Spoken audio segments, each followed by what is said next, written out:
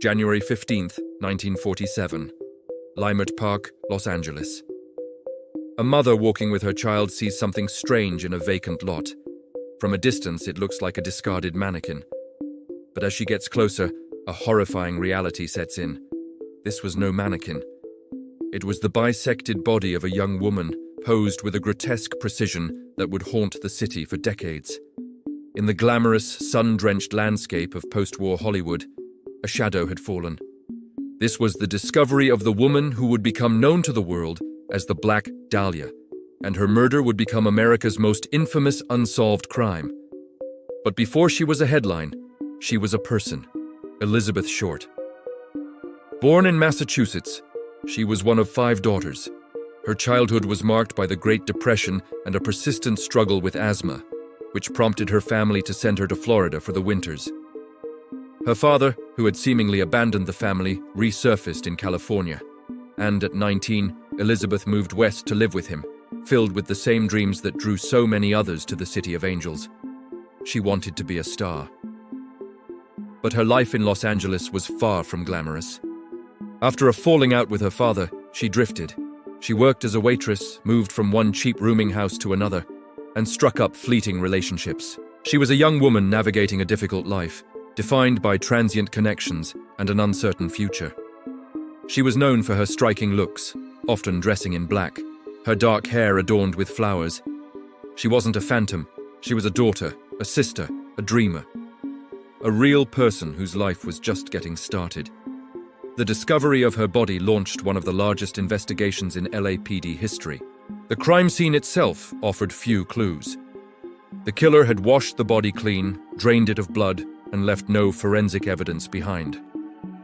The initial challenge was simply identifying the victim. With no identification on the scene, the case stalled before it even began. The FBI was called in, and using a new technology called a sound photo, they transmitted her fingerprints to Washington, D.C. Within an hour, they had a match from a past arrest for underage drinking, Elizabeth Short. The investigation was now underway, but the police were immediately at a disadvantage. Lacking the advanced forensic tools we have today, they were chasing shadows, relying on witness interviews and old-fashioned detective work in a case that seemed designed to be unsolvable. As news broke, the media descended like vultures. The Los Angeles newspapers, locked in a circulation war, saw the gruesome story as gold. They sensationalized every detail, creating a caricature of Elizabeth Short as a mysterious femme fatale. It was a local reporter who supposedly gave her the nickname the Black Dahlia, a play on the popular film The Blue Dahlia and her penchant for black clothing.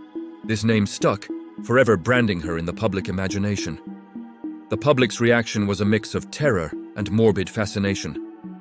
Fear swept through Los Angeles, but at the same time, people couldn't look away. The case became a national obsession. This public frenzy created chaos for the LAPD. Over 500 people, many suffering from mental health issues or simply desperate for attention, falsely confessed to the murder, burying investigators in a mountain of false leads. Then, the taunts began. A person claiming to be the killer mailed a package to the Los Angeles Examiner containing Elizabeth's social security card, birth certificate, and an address book with some pages torn out. More letters followed. A chilling series of cut-and-paste messages taunting the police and promising to turn himself in, which he never did. The killer was not only a murderer, but a performer, playing a sick game with the entire city as his audience. With a media circus raging and a killer playing games, the LAPD scrambled to identify a viable suspect. The investigation branched in countless directions, creating a web of theories that persists to this day. One of the most prominent suspects was Dr. George Hoddle, a brilliant and wealthy physician with a dark, sinister side. Hoddle was known for hosting lavish, decadent parties at his unique Los Angeles home. His own son, Steve Hoddle, a retired LAPD detective, would later spend his life building a case against his father, alleging he was a serial killer responsible for not only the Dahlia murder, but several others. The LAPD had indeed considered Hoddle a prime suspect. They placed his home under surveillance and secretly recorded conversations. In one chilling recording, Hoddle is heard saying, Supposing I did kill the Black Dahlia. They couldn't prove it now. They can't talk to my secretary anymore because she's dead. But the recordings weren't enough for a conviction, and Hodel abruptly moved to Asia, never facing charges. Another compelling suspect was Walter Bailey, a surgeon who lived just one block from where Elizabeth's body was discovered. Bailey's daughter was a childhood friend of Elizabeth's sister, creating a strange, distant connection. He suffered from a degenerative brain disease that could cause violent mood swings, and his medical skills aligned with the surgical precision of the murder. Shortly after the crime, he died, taking any potential secrets with him to the grave. Then there was Mark Hansen, a wealthy nightclub and theater owner. Hansen was one of the last people known to have spoken with Elizabeth.